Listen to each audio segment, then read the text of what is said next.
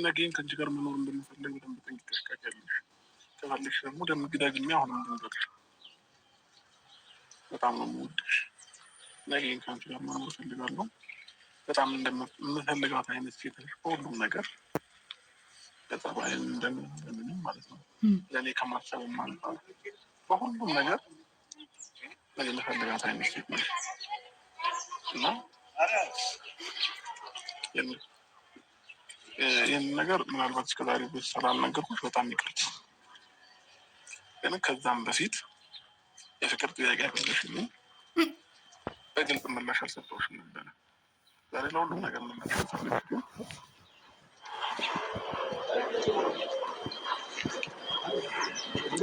አንቺ ከምትወጂኝ ከምታፈቅሪኝ በላይ በአጭር ጊዜ ውስጥ በጣም ጥሩ ፍቅር፣ በጣም ደስ የሚል ነገር ከዛ በፊት ማላውቃቸውን ብዙ አይነት ነገሮችን እኔ ከብዙ ሰው ጋር አሳልፌያለሁኝ።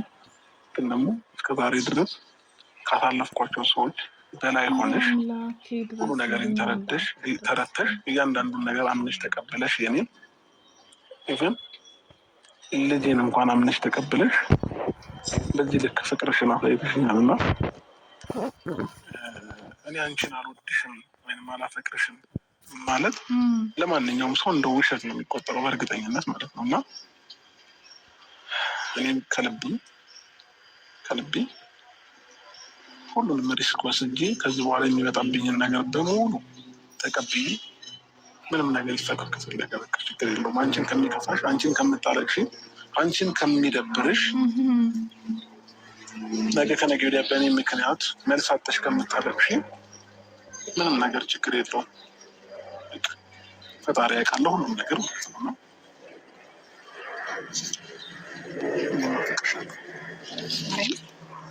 የምርክና አብርሃም ጌታን በል በእግዚአብሔር ከልብህ ማርያም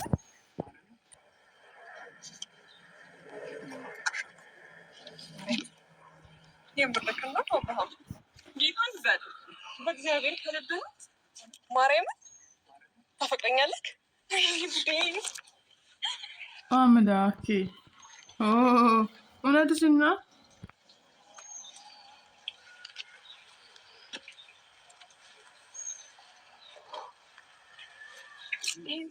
ነበር እየፈለኩት የነበረው አብርሃም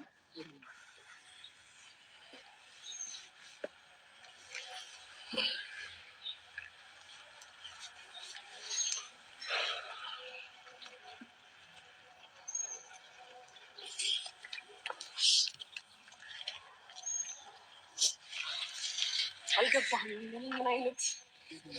ምን አይነት ስሜት እንዳለው አልገባህም። ገባ በአንተ አፈቅርሻለሁ መባል ለእኔ ምን ያህል ጥቅም እንዳለው አልገባክም። እግዚአብሔርን በጣም ነው ማፈቅር።